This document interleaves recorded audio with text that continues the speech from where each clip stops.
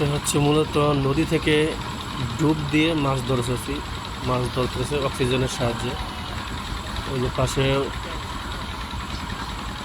পানির বাউলানি, ওইখানে এক লোক আছে নিচে, ওই উপরে মেশিন আছে, অক্সিজেনের সাহায্যে উনি মাছ ধরতেছে।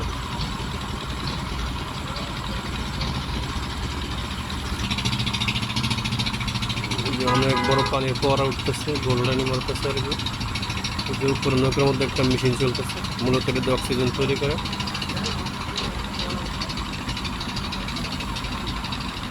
এই যে